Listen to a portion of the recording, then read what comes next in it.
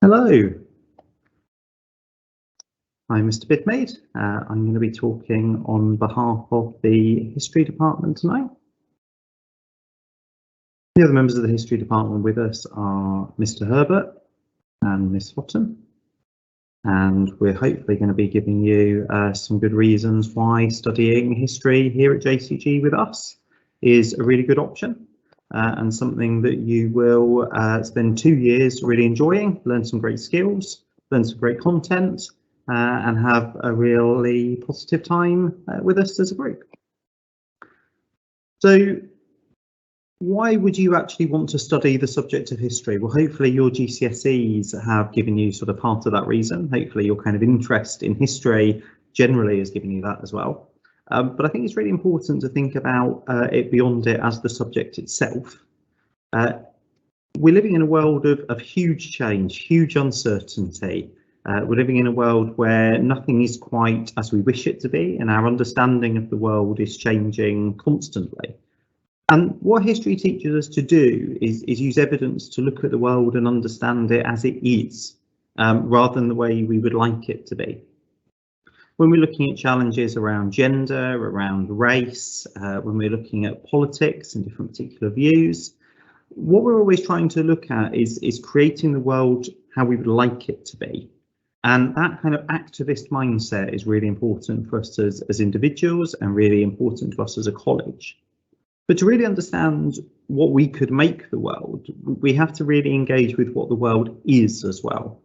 And so history is a fabulous subject for helping us to really understand where we come from, where we are, and also what the kind of options are for where we might go.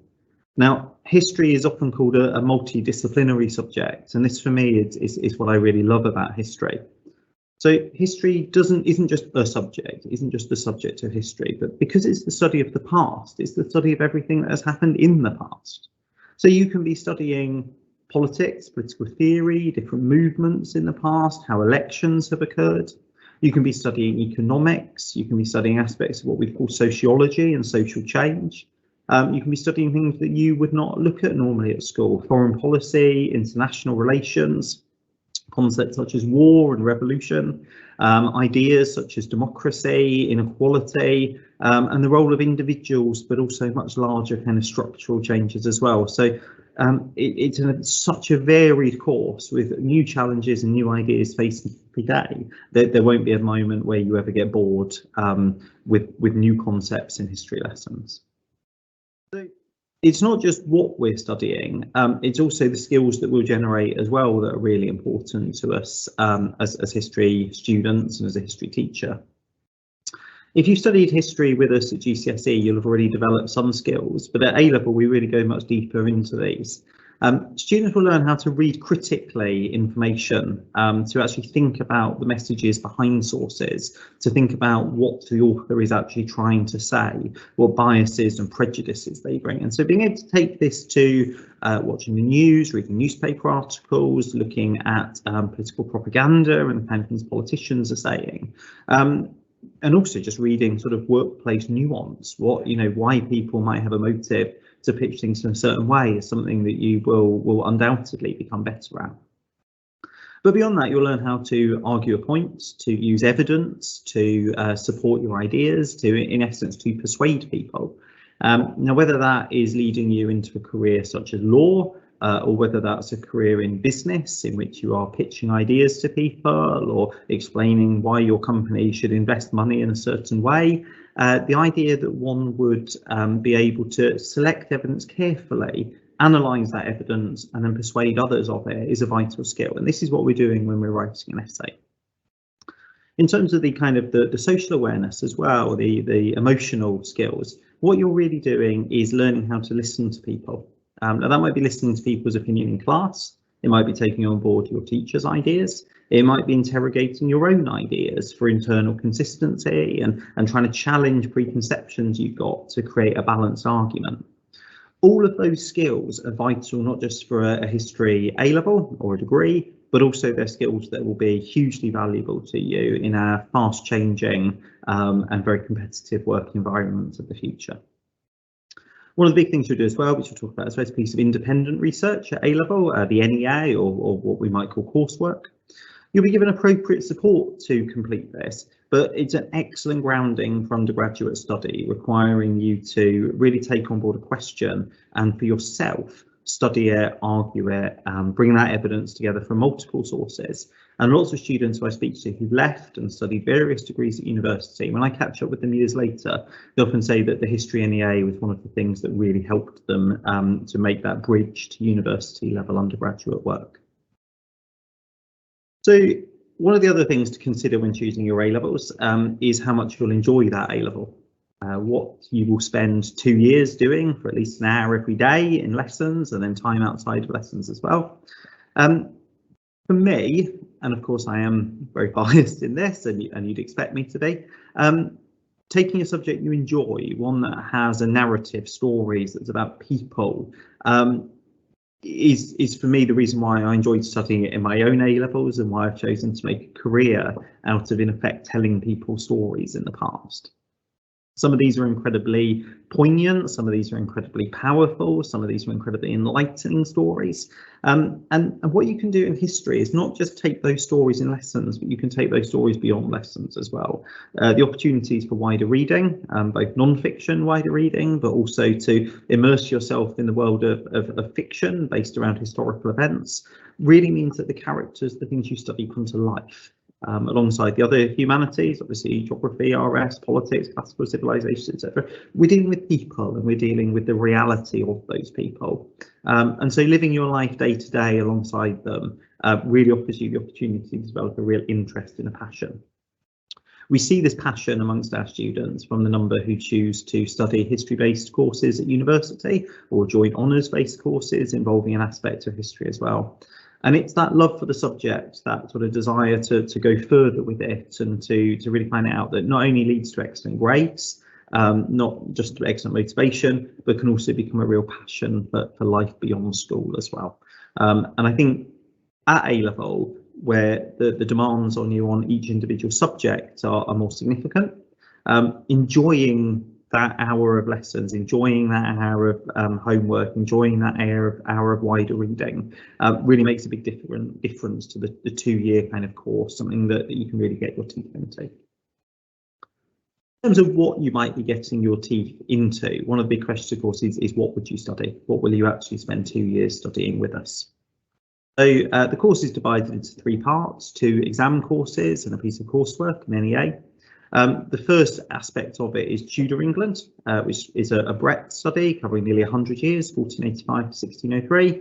The second half is what we call a depth study, covering a much shorter period of time, but in more detail. And this is on 20th century Russia under Lenin and Stalin. And then you also complete an NEA or piece of coursework looking at British political history over the course of a century. So you can always ask your teachers, and you'll be given more information about this in the prospectus. But the kinds of things that you might explore are a hugely diverse range in Elizabethan in Tudor England. From stuff you'll be familiar with from GCSE, Elizabeth, the Virgin Queen, the defeat of the Armada, aspects of poverty and exploration, religious change, Mary Queen of Scots, things very familiar to you. To totally new ideas as well, Henry VII, rebellions against him on the throne, how he controlled the nobility, built up his wealth, explored and became prosperous, what his priorities were, how he recovered the country, looking at Henry VIII, not just the classic story of his wives, but also looking in depth about his motivations, the changes he made, how he brought England to bankruptcy, and considering whether or not he should really be remembered as a great king at all. Very much new information for you beyond the Tudors, which are perhaps a bit familiar, a 20th century depth study in Russia. So this is taking events of the First World War, which we're of course commemorating the end of tomorrow, but also to look at how that affected a non-European country, a Russian nation, looking at the idea of communism, both what it meant in theory and what it became in practice, looking at Stalin, how he came to dominate Russia, and particularly whether or not Stalinism, the kind of idea of terror economics, purges, rapid industrialization, can give us any kind of input into modern communism. We often hear that the communist experiment has failed. Of course, China is a communist country, certainly politically, and it really helps us to understand the past, helps us to look at the present and to understand what might be going on inside this rising nation in the world history. We look at World War II as well. We take it into the latter half of the 20th century and look at the struggle for the soul of Europe, that East-West divide between communism and capitalism in Czechoslovakia and Poland and Hungary. And that helps us to understand things going on even today with the European Union, issues around migration and different views that people hold in different parts of Europe, and why these views might be different. Finally, we finish with a study of Britain in the period. We finish looking at 100 years, and this is the independent coursework we talked about. This involves writing aspects of an essay, but also evaluating historical interpretations of change, and a lot of work on contemporary sources, particularly looking at cartoons, looking at newspaper articles, and how these struggles were represented at the time. This is a really good opportunity, as I said earlier, for people to develop those undergraduate level skills and really offer that bridge into university standard work in a range of different subjects. So I'm just going to take a pause now at this moment, and I'm going to hand over to one of our Year 12 students, Kira, who's going to give you a student perspective on studying history at A level. Hi everyone, I'm Kira. So I'm doing History A level. I'm also doing Media and Classical Civilizations, and I'm enjoying all three of them. I have enjoyed both Tudors and Russia equally, which is probably a really comforting thing to hear for everyone. It's very nice to have the mix of something that you're more familiar with, like the Tudors, and also something that is completely new, like Russia. There is a massive difference between the two, and it's very interesting to study them alongside each other. And even though they are both so different, especially in time frame, there are so many connections between the two as well. It's very interesting to see both of them alongside each other. So if you keep seeing me look down to the bottom right, I have a list of things because I have so many things that I want to talk about. One of the big things as well is when you look at career options with history. I knew from a very young age that I wanted to go and do something to do with history during my school years. I did not know it was going to be my career path, which upon taking my A levels, it suddenly became. Even if you don't want to do history as a career path, it is such an in-depth course that anyone would enjoy taking it, even if you haven't taken it at GCSE. But even if you're not going into a career with it, there are so many fun facts that you can take home. I think the number of things that I've had to just info dump about to all of my friends, and they have told me to be quiet about it, is insane. It's such a good course, very in-depth. So alongside this, you'll be making a lot of notes. You'll be making a lot of notes. History is a very note-heavy subject. It's perfect for me. Be prepared for that. That's my main advice for this. Be prepared for that. Be prepared to do a lot of in-depth research outside of lessons as well. It really helps. But also, it's very fun to do that. I think I've seen a lot of new articles now about different views on Stalinism, different views on Leninism, which have already helped securing my knowledge going into the rest of the course. So I think that's pretty much everything I'm going to talk about. If you have any other questions about student experiences with history, feel free to find me in the corridor. I'm one of the history prefects, so I'll be around. Yeah, that's pretty much all. Thank you.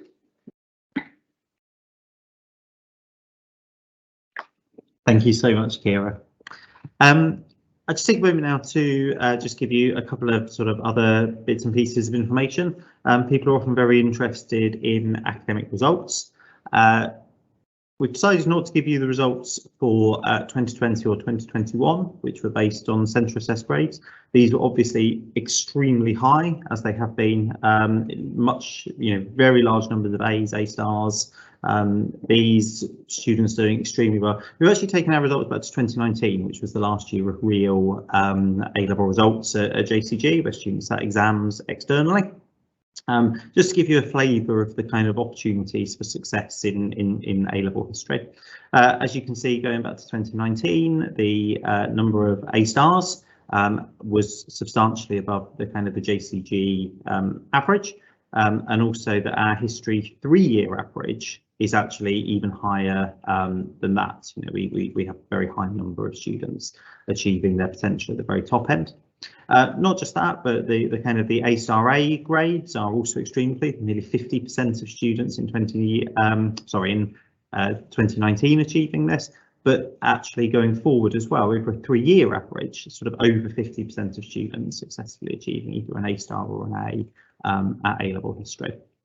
Going to the A-star to B, we obviously see again history being an option that students are able to excel in, and we are very confident that sort of all or nearly all of our students would be able to achieve at least a grade C. So there's support for students of all kind of abilities to achieve their potential, whether that is achieving an A-star or an A or a B or a C. You'll be hugely supported and have great opportunities to achieve those results that you deserve after your hard work.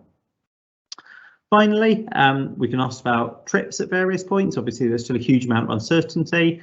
We would be very, very, very keen, and I hope over the course of the 2 years, to do at least a London trip.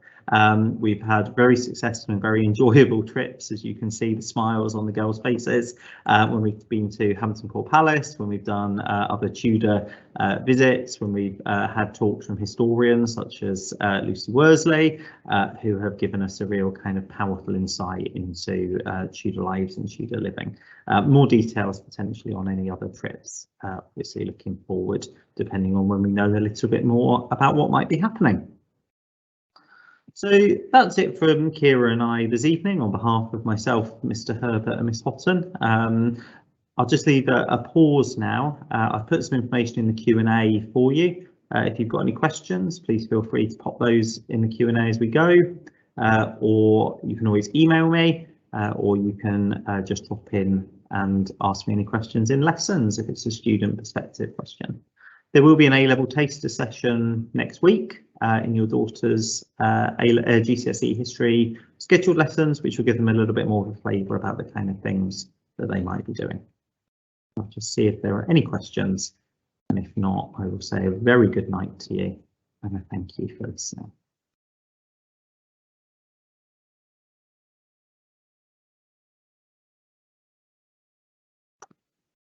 In the absence of any questions, I will say thank you once again for your time this evening, and I hope that this has given you all the information you need to make an informed choice about your A-level options for next year. Have a very good rest of your evening. Good night.